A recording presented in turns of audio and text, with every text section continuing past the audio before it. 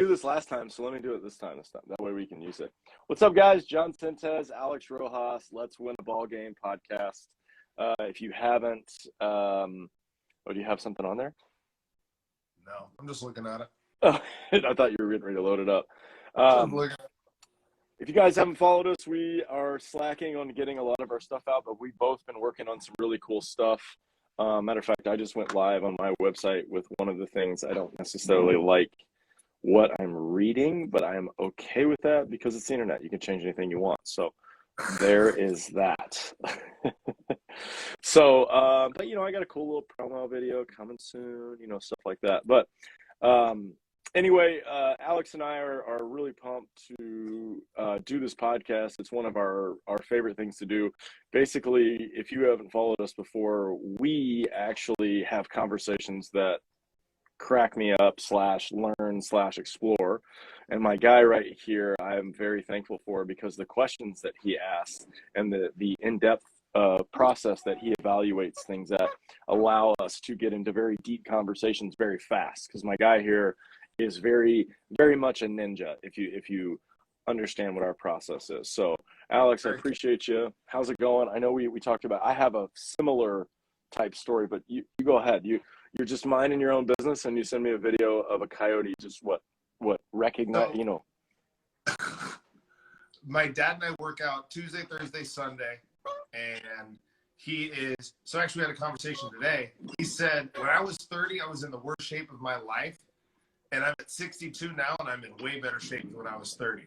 I was like, well, that's pretty cool. But before he said that, we're playing Frisbee, which we typically do, get a little dynamic. He has to run, he's got to jump, he's got to reach, it makes him move. And he just goes, coyote. And I turn around, and 60 feet away, maybe even closer, 20 yards, it was just right, 20 yards, 60 feet, right? I was just looking at this thing. I was like, dude, that's like the size of my dog, not weight-wise, but just like kind of the height. He was a smaller male, and he just locked eyes on me. And I was like, what's up, motherfucker? Like, how you doing, bro? Strength-wise, I didn't have anything on, like, and this isn't like a coyote's like going to come up and run up on me, right? But it was just the idea of just like, there were turkeys that he was following. My dad lives next to like this open space area. So there's deer that walk through there. Like I've seen bucks that would be mounted on walls that people would tell stories about. They just walk through my dad's neighborhood. I'm just like, man, I'd love to shoot you. But I can't. Anyways, this coyote was just hanging out. And so this is why I love the coyotes. And this is why I think baseball is so fun to me. And this is a conversation that you and I have had. And this is a conversation my dad and I have had. So a coyote is one of the most adaptable animals on the planet. It lives in like all 48 of the states, I think, outside of Alaska and Hawaii. So, I mean, I can't think of many creatures that are so similar that live in such a diverse amount of places. But they're just the king of adapting, and they're just able to survive where they are. And my dad and I were having a conversation about playing Frisbee. And we were just talking about how this is so fun for us because not every throw is guaranteed that I'm going to hit you in the chest. I have to work on it. And it creates adaptability. Is there wind? Is there, is it cold today? Is it hot today? Where's the wind going, right? How do I want to throw this? Like, where am I standing in relation to you? Right. And it's just a lot of stuff. And it's the same reason why baseball is so simple. Yes, you're swinging a bat and you're hitting a ball. And it's very simple. But the complexity at which we play it, because not everything is going to be the same, is why you and I both enjoy it. Because it's just this constant puzzle where it's like, okay, so that happened. That had never happened before. I've been here for 20 years. Like, I'm 28. I've been playing baseball, like, legit. When I was 9, I got my heart broken. I found out I wasn't on the all-star team. I took it personally. And then the next 20 years has been what it's been, right? That has been a making of 20 years, right? And there are still things that I see and I'm like, wow, that's cool. That's really cool. Right. It makes sense. I mean, firsts, right? It's funny that I was trying to explain to some kids the other day that like firsts happen all the time. And, you never know what that's going to be. But once you understand, it comes from, you're going to say it, but more than likely somebody else around you is going to say it and you're going to go, yeah, oh yeah, me too. And it's this phrase. That's the first time I've ever seen that. Who said that? It's so competitive these days that all the small intricates are highlighted, in my opinion at least. So I agree. I'm not going to disagree with you, to my friend there, but I just feel like this is another conversation we had. There's a lot of travel ball teams that play 67 games in 3 months, and we may not get to discuss the intricacies of things because we've played so many games and you're 9 to 12 years old. Hello. Mm-hmm. I know. We had a little bit of a setup drop here. Hold on. Just one second. Happens. Yeah, I know. Like, I don't disagree that the intricacies aren't talked about. They aren't highlighted in our day and age. Mm-hmm. But when you're playing, we got 2 on a Saturday. If we win these, we guarantee got 3 on Sunday. If we win 2 on Sunday, we're going to play 2 more. And then you're going to do that 2 weeks later, and these kids don't practice and talk about what we just did at the tournament. That's where the intricacies are, right? That's where John and I are trying to win a ball game. Let's talk about these things, right? Yeah. Let's talk about it. Well, I would say, let's keep going to that, right? Baseball is supposed to be a seasonal game, which means that in seasonal games, you have replications of matchups, right? And so when you go play in a travel ball game, you have no idea, unless you've played that team, like what the consistent skill level is going to be. Some kid, I would say the younger they are, the more the inconsistency of the range of performance. And anybody that you find at a young age that's very consistent at what they're doing, does that mean it's going to last a lifetime? No, it's a very up and down. It's 100%, it's very streaky type thing. So, let's go. Right. I don't disagree. Oh, for sure. Right. Well, of course, right. They're viewed, they're scouted. They don't stand a chance. Like, let's just be honest. Let's be honest. What American 16-year-old is going to get $4.6 million? I would say none. I would say zero. I don't know one kid. Didn't Blaze Jordan hit a 500-foot home run at 13? He didn't even get that much. He didn't get he didn't get that much money. So yeah, we can go perfect game travel ball all we want, but until we start traveling to the Dominican Republic and Venezuela to play these kids that are actually good, like they're just it's an unfortunate event because they're very out of touch with reality on like what skill actually is. It's the small town syndrome, as I like to call it. Me being from Florida, all the kids that I grew up with thought they were better than they were. And I never felt like I was good, right? I felt like it was pretty good, but I didn't feel like it was that good. But I do remember every time we'd go down south, we'd get run ruled. I was like, well, that's hilarious because I'm from the Northwest part. We would go down, get past the Orlando area, get to the Latin area and run ruled. And it was funny because for a long time, there was a school that was a little bit north of me and big small town problem, but very big small town, if that makes sense, right? Like huge high school, 6,000-7,000, all the athletes they need. And they thought they were really good. They'd go play in some of these tournaments, but they'd never go south. And then, you got to work your way through the tournament to win state. And they'd go down there and be like, schlacked. And I'd be like, yeah, not surprised. Really not surprised. So a similar thing happened around here. We had a Tri-Valley Babe Ruth team when I was 13. That was like, we had guys throwing 85, 86, like great hitters. And they played this other team that was one of the first travel ball select teams that I remember. If anybody from the Bay Area is listening, it's called the Star Makers. They were hot for a second. And they lost like 15-0. And it was incredible because these guys they ran the table at the Babe Ruth World Series, which is good baseball. It's not bad baseball. But then you realize what's out there, right? It's always, I love to bring it back to jiu-jitsu, right? Like, the more you get out there into the jungle, the more you're going to find out how legit you are. I agree. Like you can play in the zoo all you want, but you're still in the zoo. Like that's where like for example, we're talking about jiu-jitsu constantly in this game way, but there's like this really simple way. It's all about trust. Like if I don't trust you to give you my arm that you could potentially break, like I'm not going to roll with you. Like, if you're just going to keep going after I tap, like, I don't ever want to compete with you, right? But the repetitive nature of us going together, we build trust, and I understand when you're going to try to go for the arm bar, so I do something different.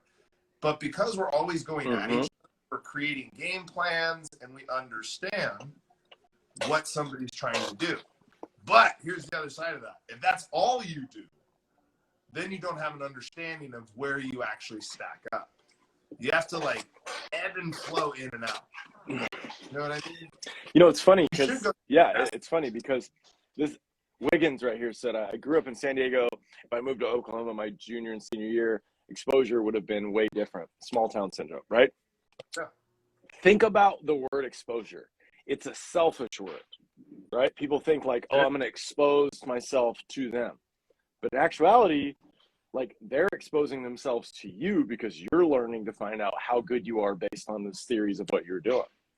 So like just being in that new environment and understanding, you know, what it is and how to get there, you know, it just, you have to be there. I mean, you have to stand, you know,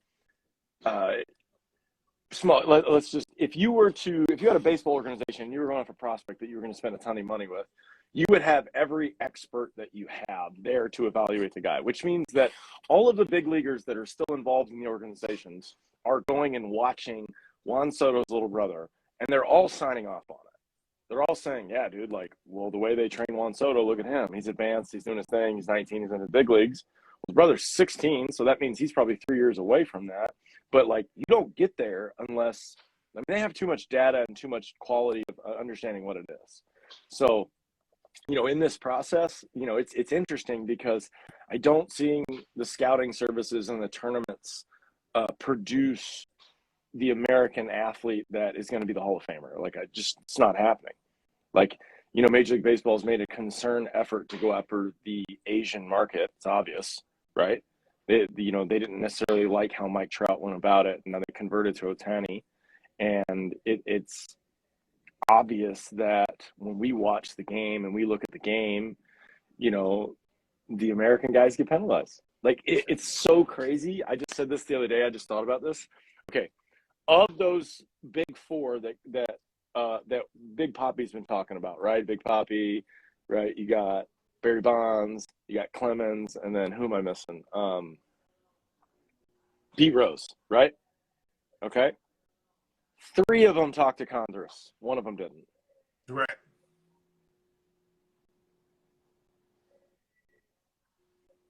Right? Mm-hmm. So that's weird. That's super weird. Not weird. It's not weird. Right? Yeah. No entiendo inglés. Well, Sammy Sosa did as well. He's not in the Hall of Fame either. But that's what I'm saying. Right. That's what I'm saying. Right. But of those 4 that we've been talking about, right, David Ortiz is the only one that went in there and was like, yeah, I'm not going to go. Yeah. Which is exactly what you should have done. Right. Right? Like, there was none of those questions had to be answered. None of those questions had to be answered. Had to. Now, you could have done the right thing and do some stuff, but they all incriminated themselves, and then they all thought that it wouldn't really come back on them, and then look what happened. Right? Now we got a bunch of nerds that decide to vote on things that they have no business voting on now. Now the process has been tainted. Right. The popular opinion doesn't match what's happening. So with that in mind, also shout out to the Spider-Man poster, by the way, powerful Spider-Man, Peter Parker. Well, so big Spider-Man guy. Peter, he's pretty cool, pretty smart guy. Probably would have been like a Jose Altuve type, like little guy, but just like figured it out mentally. Right. So I think with what you said about the baseball players at a younger age not developing is really important to talk about, because that goes back with the small town thing, that goes back with the travel ball thing. Like, what are they doing differently to develop these guys to where they are ready at 19 so we can have more kids like Bryce Harper, because the track is easier, right? It's so much easier. Like, the track to become an NFL football player, if you're a really good football player, is like, I'm not sure because I haven't played football, but once you're in the SEC, you're pretty much there. It's not necessarily a lock for a lot of these, like, SEC, Vandy, Tennessee, Arkansas. Like, they're not all locked into going to the big leagues and being Hall of Famers, but it seems like LSU is panning out, like, at least 5 guys a year that at one point are going to be a Pro Bowler or 2.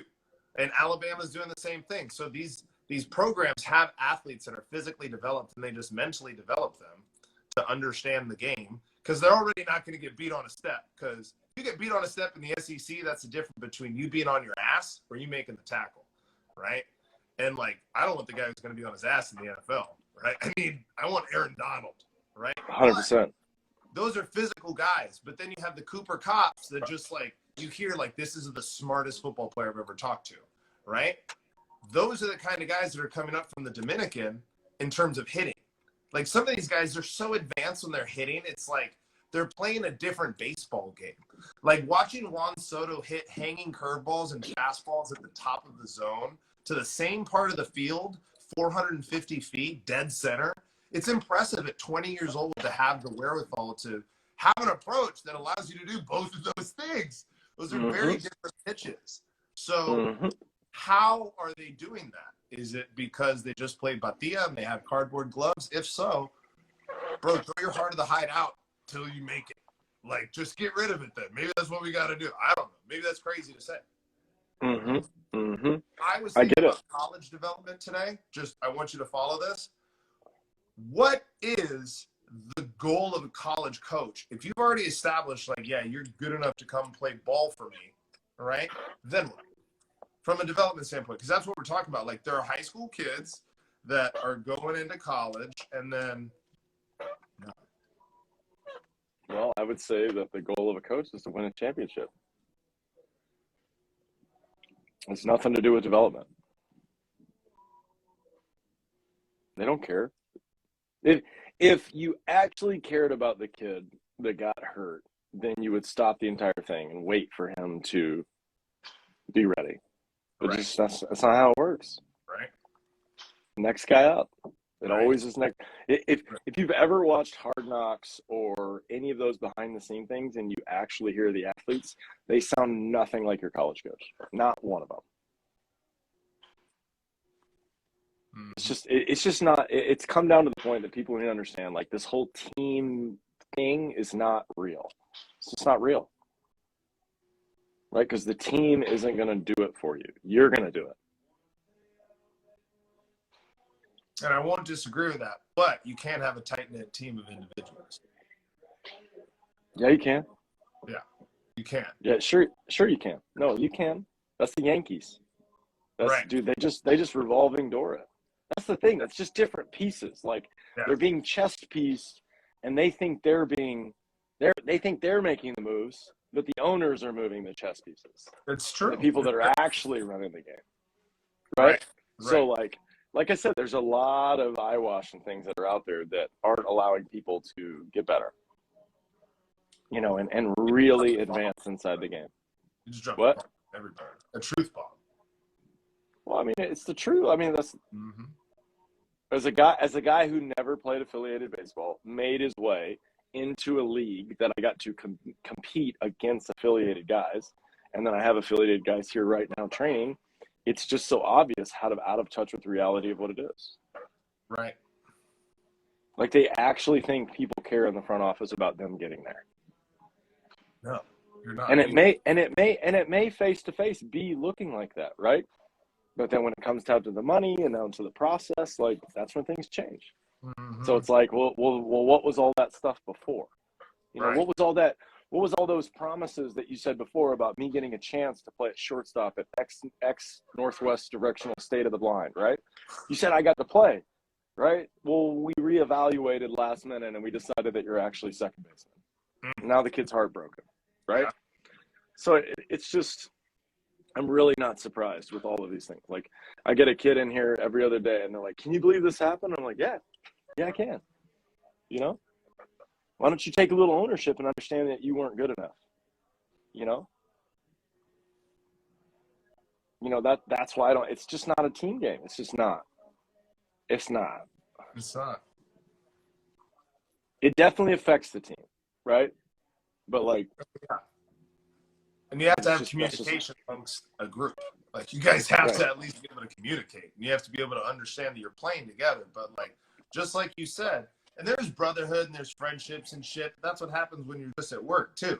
But the like, kind of comparing what you're talking about to work, it would be like if jobs recruited you and then every 4 years, like, there were just these cycles of people that would just leave and go, and it would be weird.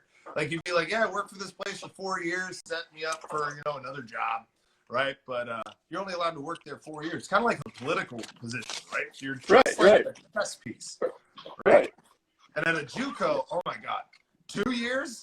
It's like you just like boom, boom, boom, boom, boom, year after year. That's why 18-year-olds go to a JUCO that want to get drafted, that I do support. If you are good enough and you can go to a JUCO and get drafted, do it. Like, it's one year, you're done, you're a pro. It's not glamorous. It's not. That's the problem. That's the problem. It's not glamorous. It's not pretty enough for the guy to go to a junior college, but he doesn't understand that he's going to get better because he will literally get 3 times the amount of practice time in games. But they don't know that. Nobody's telling you. We played an entire fall season when I was in JUCO. 25 games. 25 18-inning games. 25 just all day. What inning is it? The 14th? Oh, I don't miss that. I don't miss that. It's like I pitched in the 3rd. I'm still here. Oh, I'm still here. And I caught like 7 innings, and they're like, yeah, can you go play first for like another 5? Fuck it. Why not? Yeah, let's do it. Yeah, let's go. 100%. Yeah, it bothers me to see the lack of like efficiency inside of training schedules. Like it's everything that I've seen with, all the different levels and everything. It's just so funny because once again, it's not a team game, right? Like the pitchers would, yes, stand out and shag in the outfield, right? But my entire junior college process, I didn't even do that because we had too many guys. And then they had too many guys on the hitting side, right? Like we came in with, I think 28 or 30 guys and we had to get it down to 13. And then on the hitting side, it was like 50, I think it was 50 guys and we had to get it down to, what is that? 15, 16? I think 15. Yeah, I think 15. 30 guys. So like, it's that's just the reality of the situation, how the game is played and what it is. And then, you get to, so, we got lockout right now. We got Caribbean series starting tomorrow, by the way, check it out on YouTube. All the countries playing for each other. That should be really fun. You should see some good baseball, but then we're going to have college baseball come in and, all this money of people dropping into college baseball facilities and stuff is going well. And it's just a process of how, how do these aluminum bats translate? And I just don't see it happening. It's not like it's not fun, but we see exit velo testing all the time and guys are easily 5 to 8% faster with an aluminum bat than a wood bat. So like you're also doing a disservice to these kids that actually think they can hit, 3 times as bigger sweet spot, ball travels farther, room for errors through the roof. It makes you a good college player, but what does that mean? Like being a good college player might as well being an unbelievable rec player. You're just so good. I am so good at CYO basketball. Yeah, you're the best. Okay, so, and I'm not trying to insult anybody when I say this, but that's the idea of somebody that doesn't go out into the jungle and figure out what it's all about, right? That's the idea of, I'm not going to say who it was, but I had some kids in my facility that were ripping on another kid for hit with a wood bat, right? And I'm like, well, that kid's more consistent with any bat that I hand him than anybody else in that group that's kind of making fun of this kid, right? Like I've seen it happen. Like he's very consistent. Velocity, distance, everything's consistent. Wood or metal, because he understands what's happening, right? But that's why I like the summer wood leagues back in high school. At least you got some exposure to it. Like I broke so many bats. Oh my God, I broke so many bats at 16 where I was just like, man, I can't hit as well as I thought I could. Like it's not the same game. And like, let's take this for instance, right? This is the same size as a 3330 BB core or a Beezer model, right? The only difference is there's no gas in this thing designed to propel a projectile. It's just density. It's literally just like throwing a ball.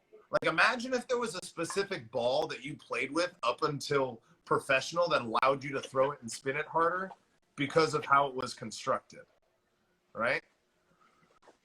Like, Totally. like, oh no, this ball is like a wiffle. Like, imagine playing with blitz balls until you get to pro ball, and then you use baseballs. Like, that would be the most ridiculous thing ever. Yeah, they'd be like, why is it not moving so much? Like, Why is it so slow? It hurts my hands. Yeah. How come I got jammed and it didn't go anywhere? How come I can't throw a ball behind the guy and make it go in the outside corner? It doesn't work like that. Yeah, the physics are a little different on this move. Different. What did you say, a Japanese or a Korean ball? Are they both different or are they the same? Yeah, Japanese and Korean are a quarter ounce lighter. But those two are the same for each other. Okay. Different ball. Like, imagine if you played with that ball and then you got to pro ball and then they gave you the normal baseball. In Mexico, Different. I don't know, but it felt bigger. Like, it literally, and it was a smidge bigger in diameter. And I remember being like, I don't really know what to do with this softball. I don't want to throw the plyo ball. Do you guys have, like, baseballs? This is an interesting new plyo ball. Yeah, it's very real. Does it just Very break the wall? So, do you think, because this is advice that I've actually told parents eye to eye, and they ask, what type of bat do I want to get my kid for high school baseball? I tell them a bomb bat. Because it's kind of in between. You get the understanding. You just don't have to break the bank with how many times it's going to get jammed and you're going to need a new bat, right? Yeah. It'll teach them a little bit more.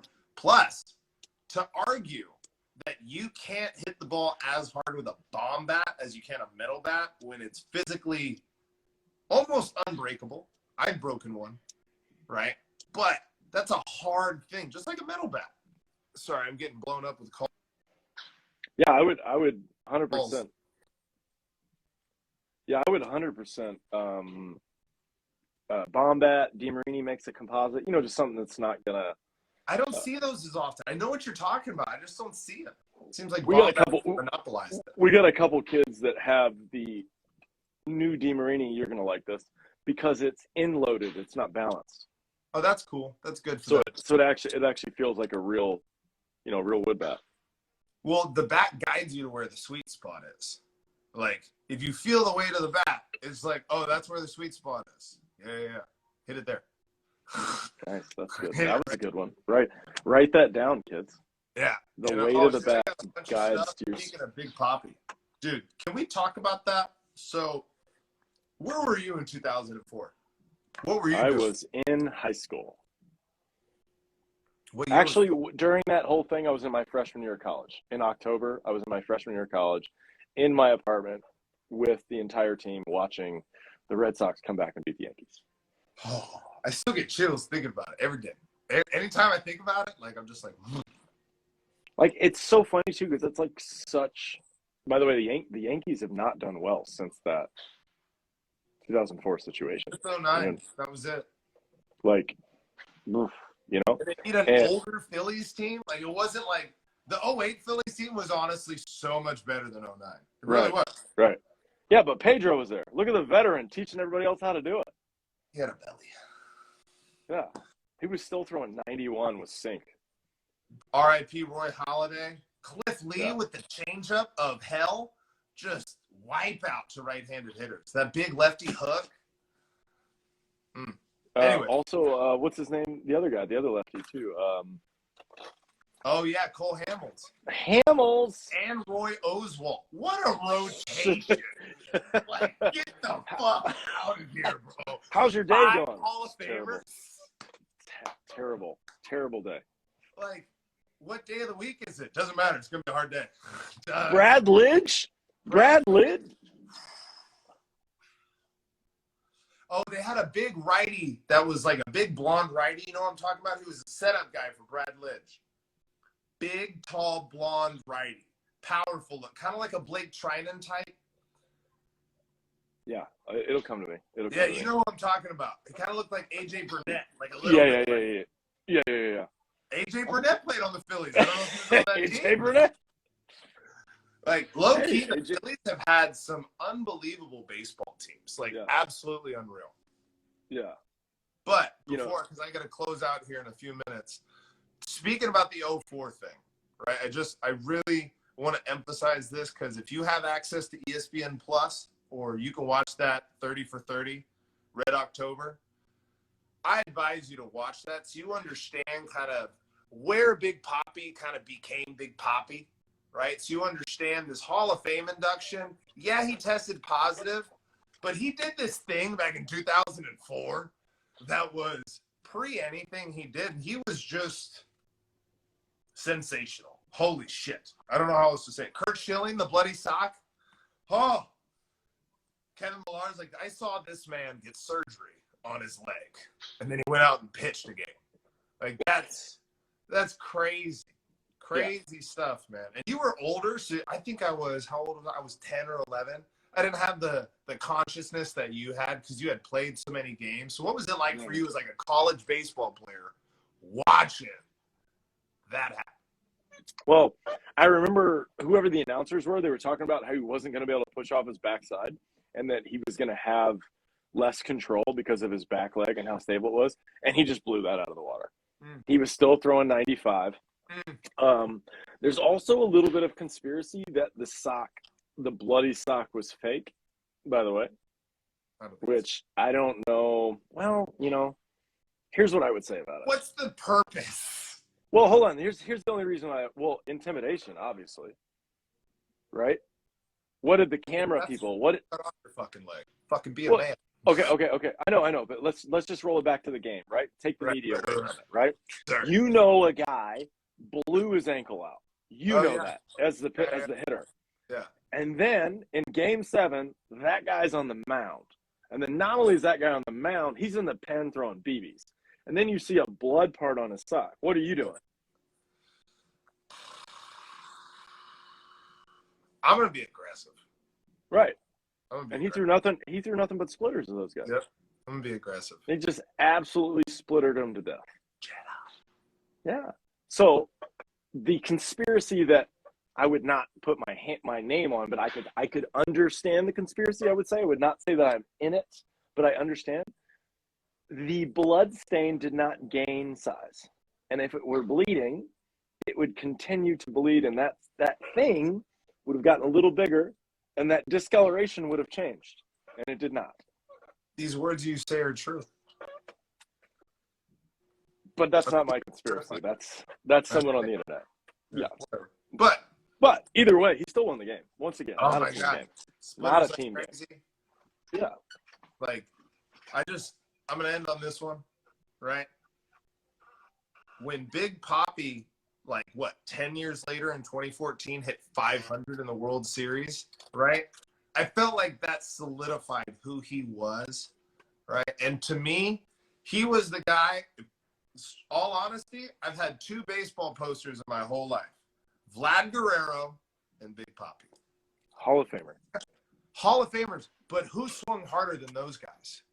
Hey, you mean a white American, no offense, a white American kid was emulating and excited about 2 Dominican guys? That's weird. That's so weird. Dominican as I could, dog. So weird how you see who the best is, not the best looking. And that, I'm going to end on that. I'm going to go buy a DR hat on Amazon right now. Hey, tomorrow you got to root for him. Good ball games tomorrow. I'll see if I can find the YouTube. I'll see if I can find the YouTube link and send it over to you. Right. So we can have some even more stuff to talk about. We could probably break some stuff down on it too. Oh, hey, your boy Mateus, that dude's going to do something this year. Yeah. He's got a good mindset about competing, and he's got some gamesmanship.